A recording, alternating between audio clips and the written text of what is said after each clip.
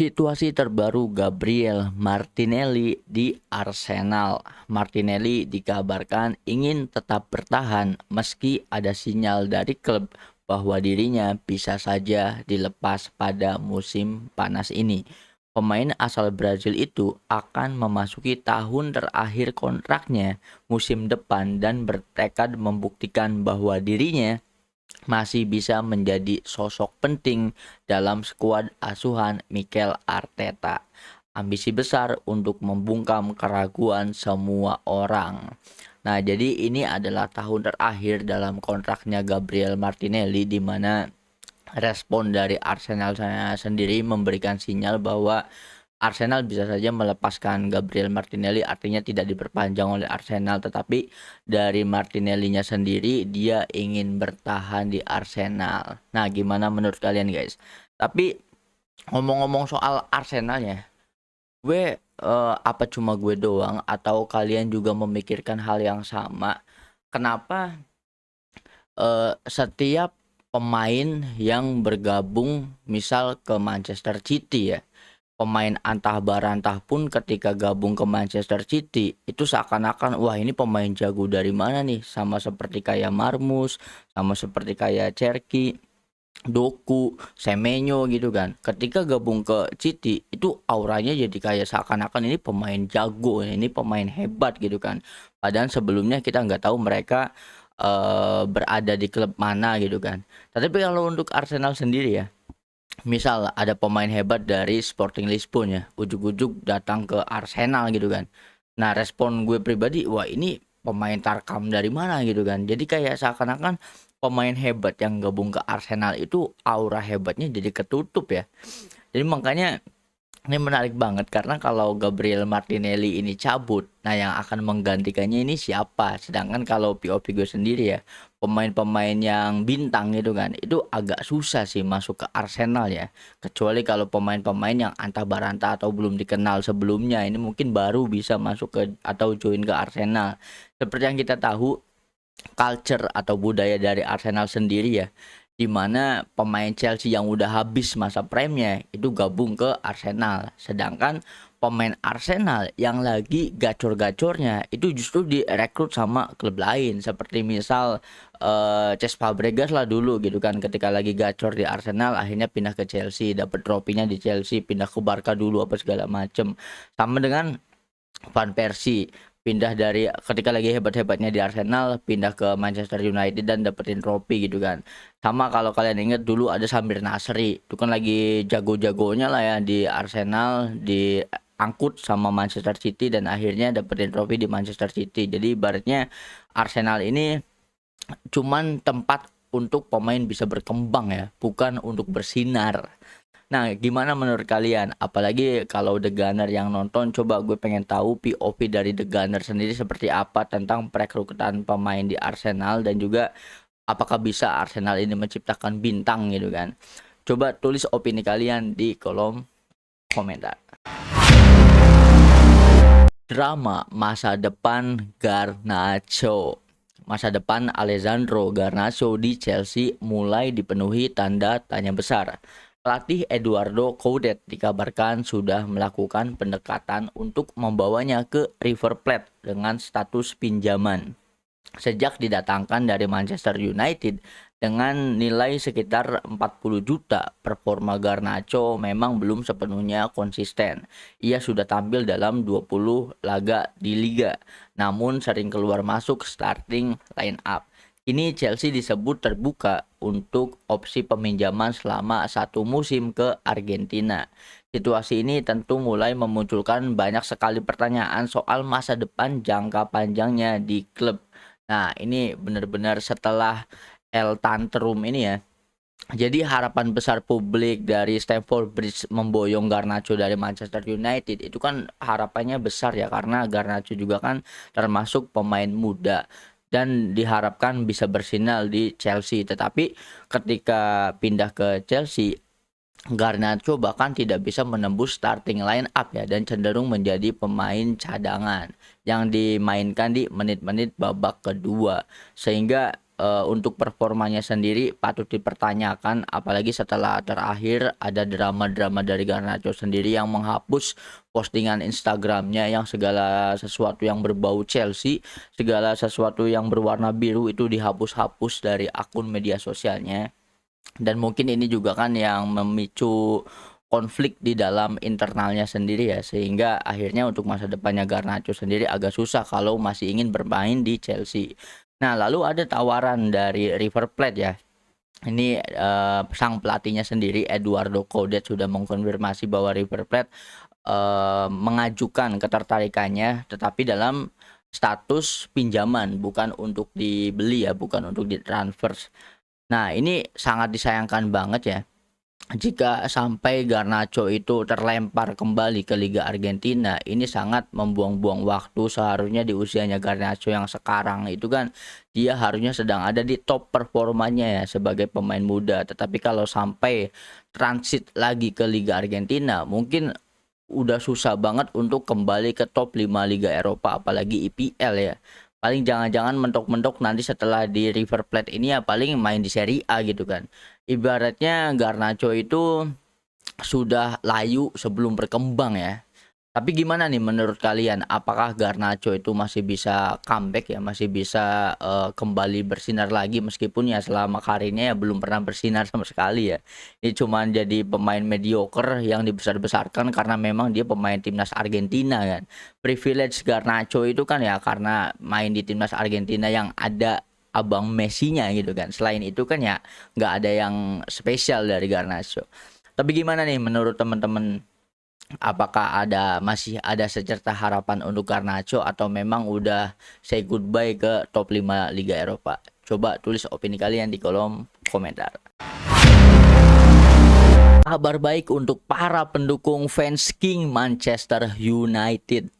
Eksklusif, sebagian petinggi Manchester United dikabarkan mulai mendorong Michael Carrick untuk menjadi manajer permanen mereka. Carrick yang saat ini menjabat sebagai pelatih interim dinilai oleh beberapa pihak internal sebagai solusi jangka panjang untuk klub. Bahkan ada wacana untuk membangun ulang filosofi tim di sekelilingnya dengan tujuan menciptakan proyek stabil seperti era Sir Alex Ferguson di United dan Arsene Wenger di Arsenal. Meski masih dalam tahap diskusi internal, arah ini menunjukkan adanya perubahan pola pikir di dalam klub dari solusi jangka pendek menuju proyek jangka panjang. Jika terrealisasi, ini bisa jadi keputusan besar yang menentukan masa depan dari King Manchester United itu sendiri. Ini akhirnya ya setelah ini apa ya? Situasi yang membingungkan karena dari Michael Carrick sendiri kan performanya sudah tidak bisa diragukan lagi, bahkan setelah Michael Carrick menangani Manchester United secara poin, Michael Carrick itu bisa mengalahkan statistik yang dimiliki oleh Pep Guardiola, oleh Arteta, oleh Unai Emery di top 4 besar ya. Jadi jika dihitung poin ketika Carrick mulai melatih MU, pendapatan poinnya itu jauh lebih besar, bahkan ada di peringkat 1 IPL ya. Ini kan menunjukkan bahwa kualitas Michael Carrick itu tidak bisa diragukan lagi karena dia bisa menukangi MU dengan pemain seadanya, sisa-sisa era rejimnya Amorim gitu kan, tetapi masih bisa perform untuk MU-nya sendiri. Nah, sedangkan yang bikin greget itu kan banyak sekali rumor meskipun penampilan Carrick itu sangat bagus dengan Manchester United-nya, bahkan banyak pemain yang sudah mulai jatuh cinta ya pada Michael Carrick, sudah mulai nyaman dengan kepelatihannya, bahkan sampai sang kapten Bruno Fernandes itu terang-terangan mengultimatum pihak manajemen Manchester United jika sampai memecat atau mengganti Michael Carrick maka Bruno Fernandes akan hengkang dari klub ya. Ini kan sebuah chemistry ruang ganti yang solid banget baik itu dari pelatih maupun dari para pemain, sehingga kita bisa melihatnya di lapangan para pemain juga kan lebih bermain lepas, lebih bermain all out di bawah asuhan Michael Carrick karena mereka sendiri sudah nyaman ya. Nah, tetapi selalu saja ada rumor-rumor bahwa Manchester United masih ingin mencari pelatih baru untuk menggantikan Carrick. Ada beberapa nama yang sudah disebutkan, di antaranya justru pelatih timnas Portugal saat ini ya, Roberto Martinez, ada banyak lagi yang ingin direkrut sama Manchester United. Tetapi ini ada kabar baik. Ini dari manajemen, dari para petinggi klubnya yang sudah mulai percaya dan sudah ada wacana untuk proyek jangka panjang. Karena selama ini kan setelah era Sir Alex Ferguson, MU itu sudah tidak menerapkan proyek jangka panjang kayak dulu. Maksudnya proyek jangka panjang ini adalah percaya pada satu nama dan dia akan mengatur baik itu dari sisi transisi pemain mudanya, regenerasi para pemain, rekrutmen, pengembangan pemain-pemain di akademi, itu kan sudah harus ada dikomandoi oleh satu nama ya. Dan melihat potensi dari Michael Carrick yang masih sangat muda, apalagi Michael Carrick ini kan DNA-nya Sir Alex Ferguson ya, karena ikut bermain di era keemasan, di era kejayaannya Manchester United, menjuarai UCL juga. Jadi mungkin mereka sudah mulai sadar dan akhirnya sudah bisa percaya dan mempercayakan masa depan kepada Manchester United. Ya semoga saja tidak ada plot twist, di mana plot twist yang paling ngeri dari drama King MU ini ya ketika ujuk-ujuk Michael Carrick dipecat, ya itu drama yang paling plot twist ya. Semoga saja hal ini tidak terjadi, karena gue pribadi yang tadinya ngebully King MU sekarang sudah mulai suka dengan gaya permainan mereka ya. Mereka itu terkesan lebih ke kayak klub kekeluargaan gitu kan. Kayak emosionalnya tuh erat, hubungan emosional antar sesama pemain dan juga pelatih gitu. Nah, kalau menurut kalian gimana nih?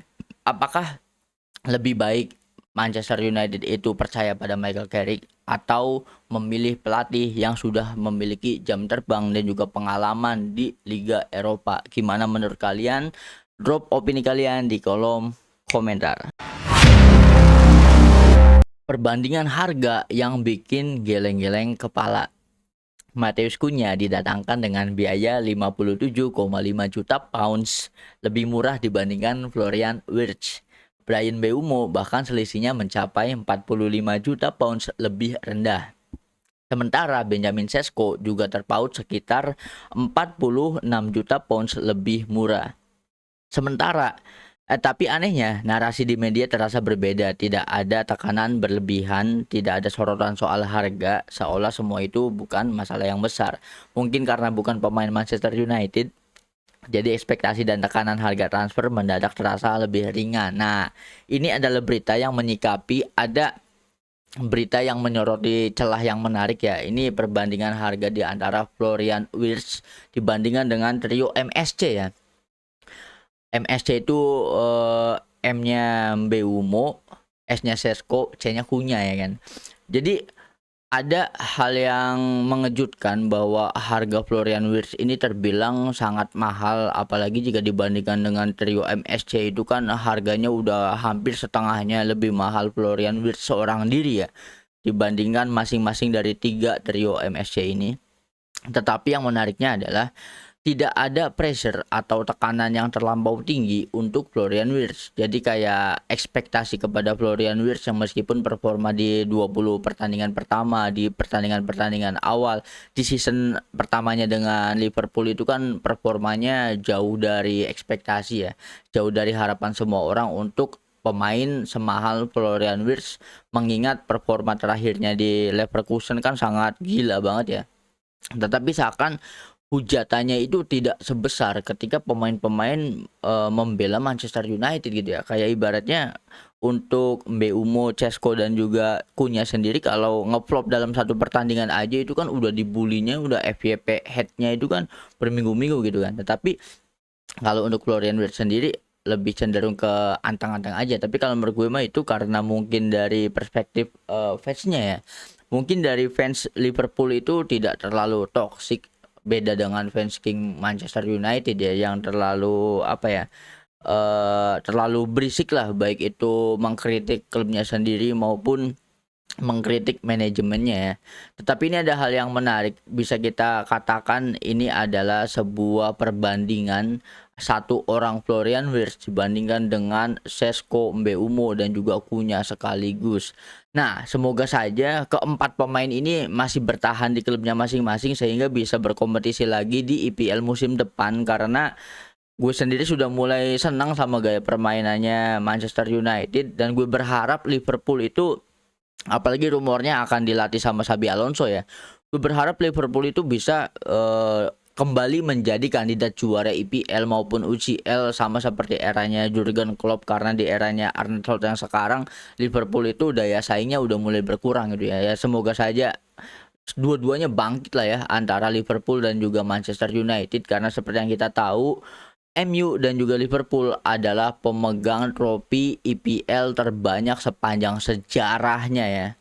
Jadi ya kita tunggu saja performa dua klub ini. Tapi apa nih menurut kalian tentang perbandingan harga antara Florian Wirtz dan juga trio MSC ini? Coba drop opini kalian di kolom komentar. Lagi dan lagi kabar baik untuk fans King Manchester United. Keputusan besar ya, Harry Maguire memilih setia bersama Manchester United. Ia menolak tawaran besar dari Inter Miami serta dari minat dari SSC Napoli demi menandatangani perpanjangan kontrak selama 1 tahun dengan opsi tambahan 1 tahun lagi. Dengan kesepakatan ini, Maguire akan bertahan setidaknya hingga Juni 2027 dan memiliki ambisi untuk mengakhiri karirnya bersama Setan Merah. Wah, ini mantap banget ya. Mungkin ini adalah penandatanganan kontrak dengan situasi yang sangat spesial bagi Harry Maguire, karena Harry Maguire pada akhirnya mendapatkan rasa cinta dari fans Manchester United mengingat performanya yang apik banget di musim ini ya. Seperti yang kita tahu, ini mungkin dari tactical management sang pelatih, sehingga mungkin di eranya Michael Carrick akhirnya Harry Maguire sudah menemukan bisa mencapai kembali top performanya ya, sehingga ia pun memutuskan untuk memperpanjang kontraknya dengan MU dengan durasi 1 tahun atau sampai musim depan. Padahal ada beberapa tawaran dengan gaji yang lebih besar, itu datang salah satunya dari Inter Miami dan juga Napoli ya. Ini kalau ke Napoli bisa reunian sama Mike Tominay sama Kevin De Bruyne ya harusnya ya. Tetapi Harry Maguire memilih untuk tetap stay. Ya semoga saja Michael Carrick masih tetap stay juga, karena ini bau-bau era kebangkitan King MU-nya kuat banget nih guys. Nah tapi gimana nih menurut kalian tentang penandatanganan Harry Maguire ini? Ya semoga saja Harry Maguire tetap konsisten ya bermain bagus, tidak ngelawak lagi seperti sebelum-sebelumnya, karena sebelum-sebelumnya yang ngelawak itu kayaknya lebih ke pelatihnya ya, bukan ke para pemainnya. Ya, kita akan melihat duet dari Harry Maguire dengan Lisandro Martinez. Untuk MU sendiri gue berharap mereka bisa mendatangkan pemain-pemain yang ada di posisi back ya, sehingga bisa ada tandem atau bisa jadi pelapis untuk Harry Maguire dan juga Lisandro Martinez, karena jika dua orang ini cedera, wah pertahanan dari Manchester United bisa diobrak-abrik sama tim lawan ya. Jadi untuk kedalaman squad, apalagi mengingat di musim depan King MU itu kan tampil di UCL ya, sehingga harus memiliki kedalaman squad yang sama-sama kuat dengan startingnya ya. Ya semoga saja bisa mendatangkan pemain-pemain yang ada di posisi back, pemain-pemain muda atau pemain-pemain yang memiliki pengalaman yang bisa menjadi tandem bagi Harry Maguire dan juga Lisandro Martinez. Menurut kalian gimana nih? Apakah ini kabar baik atau kabar yang kurang baik atas penandatanganan kontrak terbaru Harry Maguire? Kita akan melihat Bang Harry itu memakai jersey MU di 1 musim yang akan datang. Gimana menurut kalian? Drop opini kalian di kolom komentar.